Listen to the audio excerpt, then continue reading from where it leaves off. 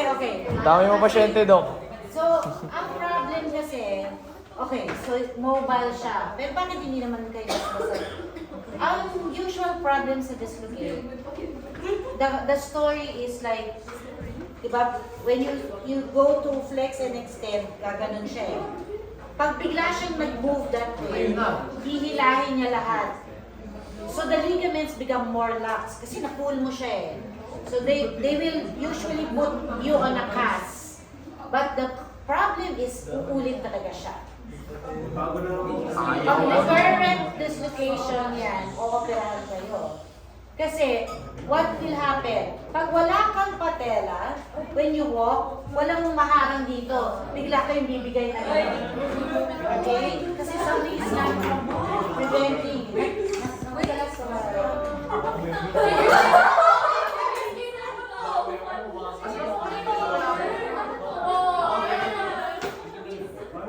okay? So, you have to check it. Okay, again. So, 1, female are more common. 2, hypermobile. Marami kayong hypermobile. 3, patella position. Some of the normal patellar position is, di ba nandito? If the patella is too high, that's called patella alta. So, walang maharang doon. So, yes, you can. Or mababa, patella baha. Yes, you can also have a dislocation. Okay? What is hypoplasia? Trochlear hypoplasia of the vastus medialis, meaning the vastus medialis is lax or weak. And the lateral retinaculum is too tight. So, what is a retinaculum? In the knee, the retinaculum are expansions of the quadriceps. So, this is my knee. I have a lateral and a medial. They are the ones that keep the patella in place. Kung malakas yung lateral retinaculum versus medial, it pulls it more laterally. So, mas prone ka. Okay? Okay. So, the signs are, you can move the patella just like what you're doing right now. Okay? So, if you have a dislocation, that's gonna cause bleeding inside, the difficulty in flexing the knee, and then you have a positive apprehension test when you test the patella. What is an apprehension test? If you already had a dislocation, masakit siya. And then if you try to bend and try to move it, i-apprehend mo yung parang ayaw mo siyang pag ganon. That's a positive apprehension test. Only because you're scared na maulit yung na-dislocate. Okay? So what do you do? So this is an x-ray. This is the condyles. The patella is supposed to be here. So it moved laterally. This view is called the sunrise view. Diba pag nag-x-ray tayo, ito si x-ray, isang ganyan at isang ganyan. Sunrise is nakabend siya, nandito yung x-ray, dito mo siya kukunan. Okay. So that you can see the position of the patella. So, how do you treat? Initially, hindi inooperahan talaga yan, ha? So, what they'll do, they will put them on an immobilizer or a splint. Naka-extend talaga yung tuhod. Gaano ka tagal? 3 weeks na naka-extend yung knee. Okay? So, you need to do therapy habang naka-splint. Bakit? Papayat, liliit yung quadriceps muscle natin. Okay? Wait lang. If your patellas are very mobile now, at hindi naman na-dislocate, you don't need this, ha? Huwag niyo nagpapaganyan. Baka lalong ang kailangan nyo ngayong gawin, strengthen ang vastus medialis. Search nyo paano i-strengthen yung vastus medialis ninyo. Okay? Kasi now you know na mobile pala ako, yun ang gagawin nyo. Strengthen nyo siya. Okay? So, while the patient is on a splint, kailangan na siya mag-strengthen exercise. 6 to 8 weeks, tatanggalin si brace. After the removal of the brace, you can now do the range of motion. The only time mas sa surgery. So look surgery is rarely indicated, but the only time you will do surgery if there is recurrence. Like in a year, 3-4 times nadidislocate. So kailangan na natin siyang operahan. Just like the shoulder, kung repeated dislocation, ganun din siya sa patella. Actually, ang dami kong recurrent dislocations talaga. Okay, kung operahan, anong gagawin? Sisikipan din nila, parang dito, no? Pwedeng sikipan. So, pwedeng yung retinaculum, lakasan, okay? Strengthen. They can put look, parang, if this is the patella, ginawa niya, winire na lang niya, nilagyan na lang ng attachment dito, para hindi siya lumayo. Got it? So, sobrang hirap naman ng surgery na yan. Okay, so the best is really strengthen. Ngayon pala, start your exercises, ha? Okay. The next complication, problem in the knee is patellar fracture naman. So this time, kanina supracondylar, it's the patella na na-fracture. The patella can be fractured two ways. Direct blow, na dapa akong paluhod.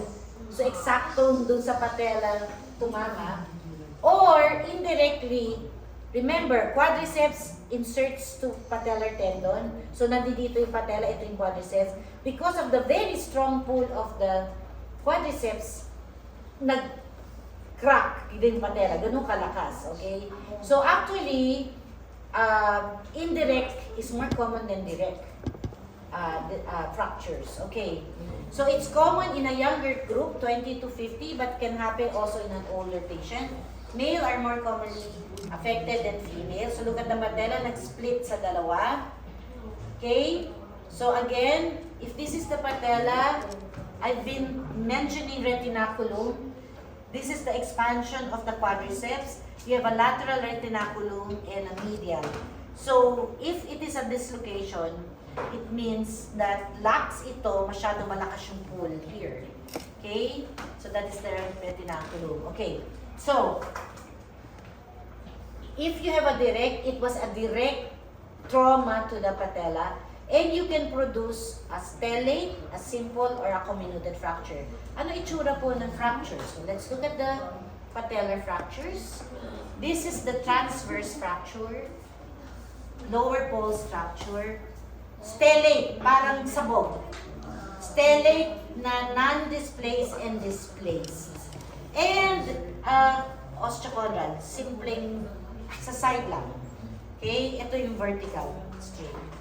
So kapag direct tumama, ang mga common fractures are this one or the non-displaced. Pero if it is the pull of the quadriceps, transverse ang usual fracture niya. Okay? So indirect is more common. It's from the pull of the quadriceps when you fall. And the transverse pattern is usually the type of fracture that is seen. Okay? Okay. So what do I do if the patella was fractured?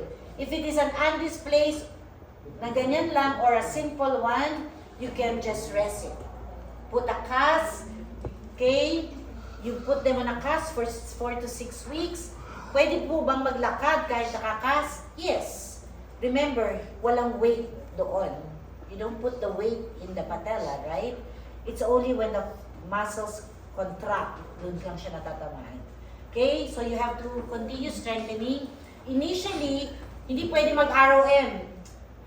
Kasi, the pull of the quadriceps also affect the patella. So you do isometrics initially.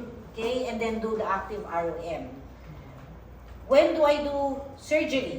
Kapag more than 2 millimeters o naghiwalay, okay, na-disrupt yung retinaculum. So this is the wiring that they do, okay?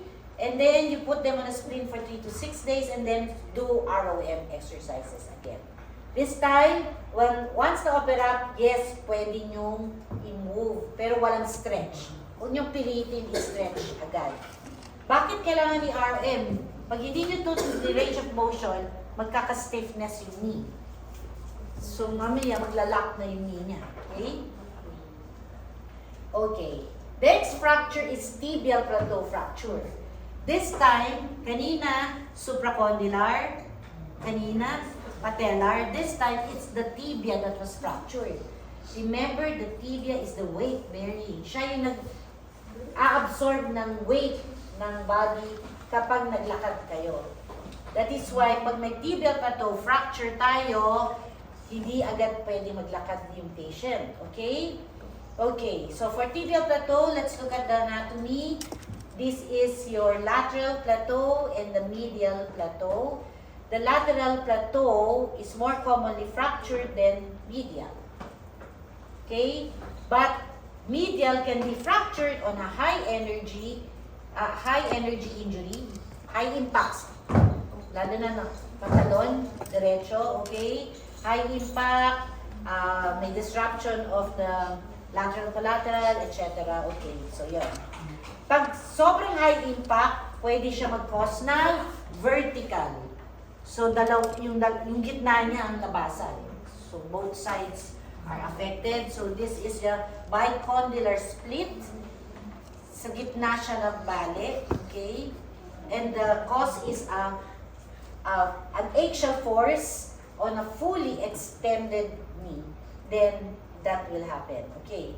So, again, tibial plateau fractures can happen in motor cycle accidents, in elderly, in a simple fall as well, so they can have that. So how do I treat it? So if you have a tibial plateau, definitely the meniscus can be torn. So 50% of the time, the meniscus is affected. The cruciate also can be affected. Okay, and peroneal nerve or popliteal vessels can also be affected. So those are some of the, mapapansin nyo pag tuhod, peroneal nerve at saka popliteal vessels lagi. Okay, so take an x-ray, that's the best way. So again, you can see a small cut if ever, or look at this, lumubog. So those are the things that you can see.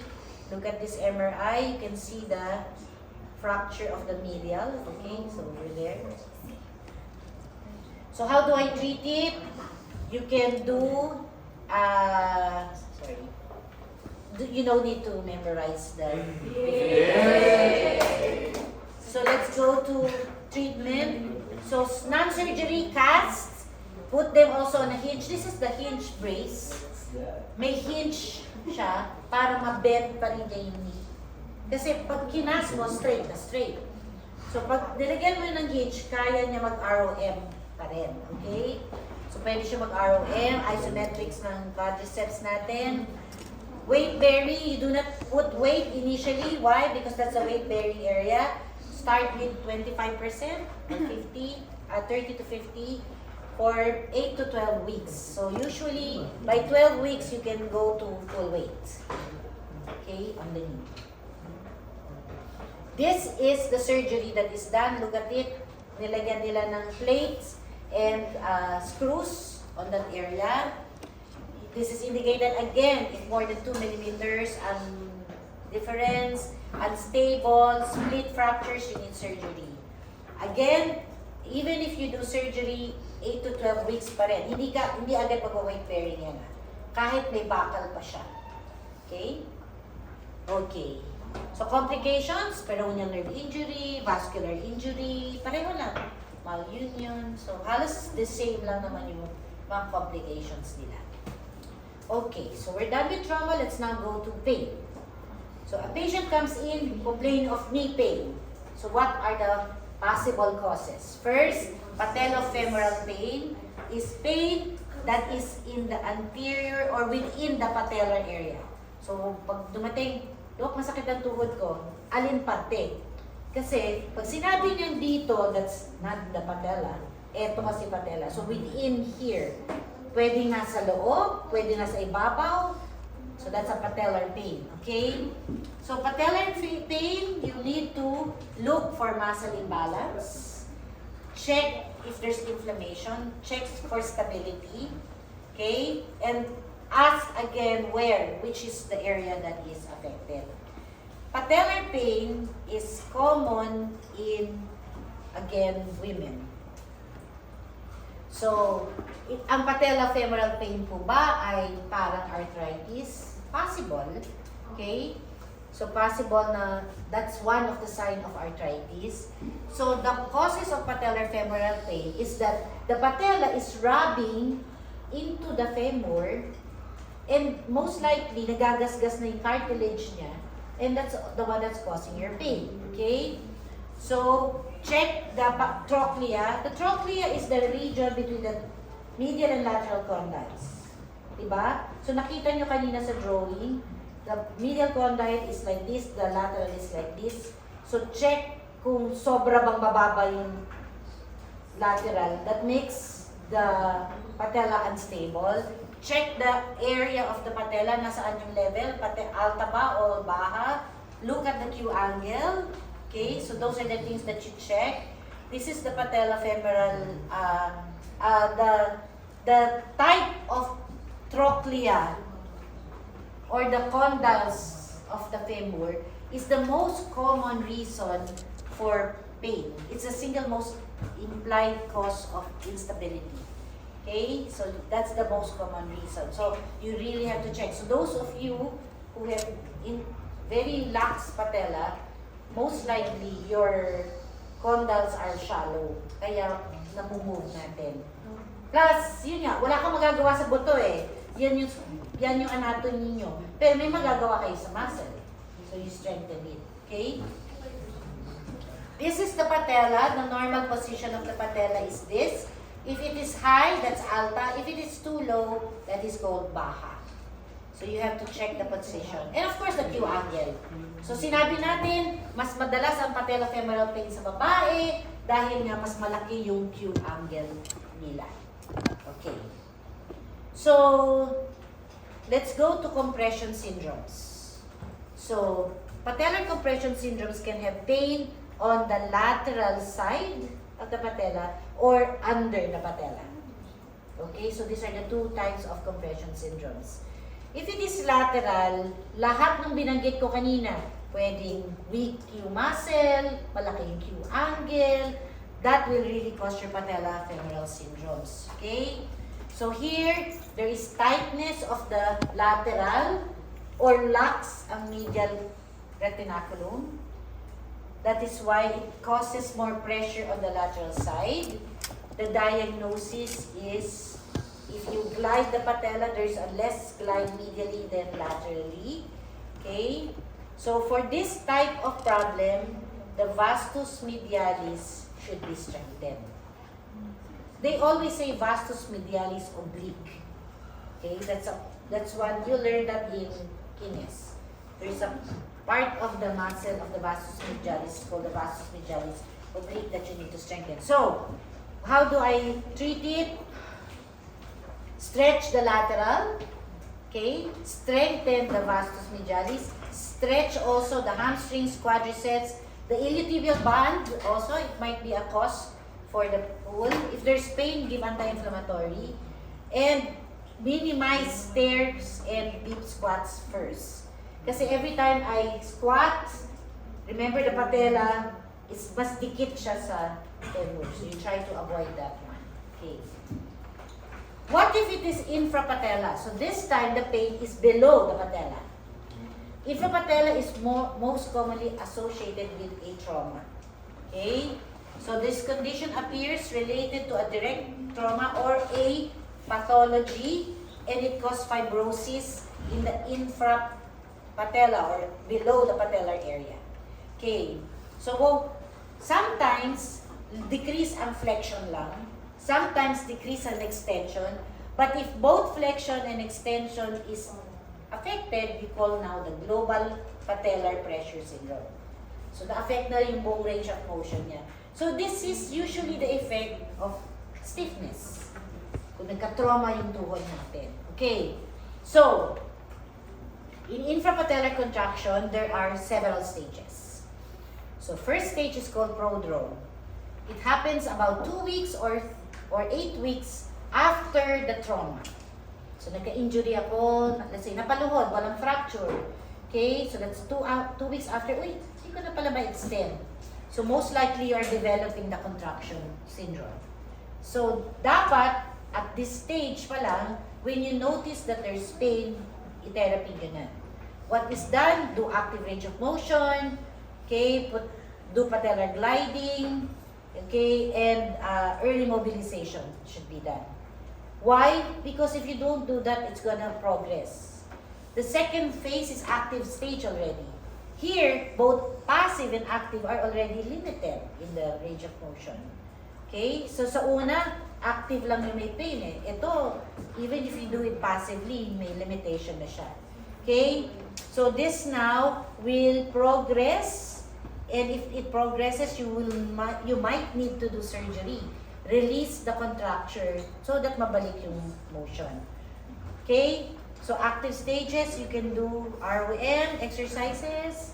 CPM is a continuous passive motion machine. That machine flexes and extends the patella, okay, the knee joint. Okay. The third stage is residual. In residual, hindi na niya ma-extend ng there is a 10 degree or more loss of extension. So, if I extend it, hindi ko siya ma-full extend, naka-bend na siya ng konti. Or 25 degree or more flexion loss. So, you can flex it at around 140 degrees. So, kapag in a residual, konti na lang yung flex natin. Okay? So, here, there will be atrophy, there will be crepitations, antalgic gait during the residual phase. Okay, cartilage. So our knee has a cartilage, it is protective for that. Look at the normal cartilage, it's smooth, okay? But as you age, it can have fraying or lumuluwag or naggagasgas yung cartilage.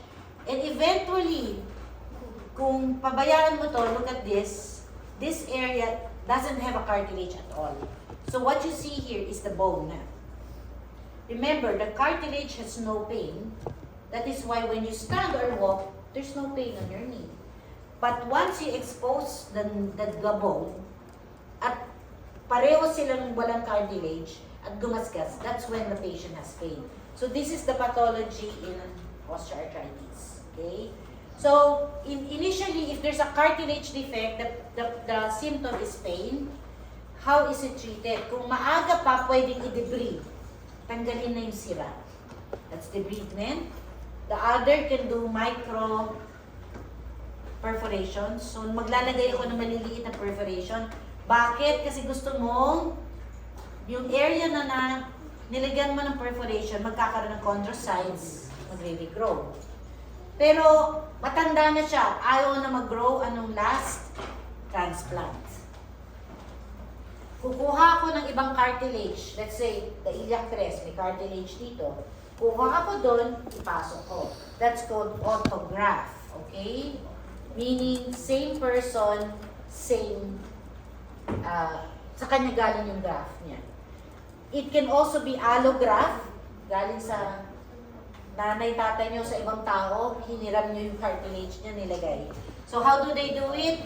So this is the area of the cartilage. Ito yung walang cartilage. Kuha siya ng, harvest siya ng ibang cartilage, put it here, and suture it, and then, ayan na siya. May bago na siyang cartilage. So how do you do therapy for this? First, during the proliferative stage, 4 to 6 weeks after surgery, decrease the swelling, do range of motion, do weight bearing pero protected weight. Don't put too much weight yet. Transition phase is 4 to 12 weeks after. You can now do weight bearing, okay, ROM, flexibility. Third phase, remodeling. So this time you can now do some low to moderate exercise. Bike, okay, you can do recreational like golf kasi hindi naman siya tumatakbo doon. And the last is matured. So, ibig sabihin, matured na yung cartilage niya. That's 4 to 6 months or even 18 months after. Then he can do the usual activities during the maturation phase. Okay. Tibiofemoral arthritis. So, the most common problem of the knee is arthritis. That's the most common. And ask your lolas, parents, if they have knee pain. Okay, so this is the most common type of arthritis, osteoarthritis. And among the joints, ang most common na nagkakaroon ng osteoarthritis is the knee. Okay, why will you have osteoarthritis in the knee? Because of the weight, because of weight bearing. So, risk factors. Bakit yung lola na to, 80 years old, pero wala siya masyadong knee pain? Ito, 60 pa lang, pero grabe yung pain. So, what are the risk factors? One, of course,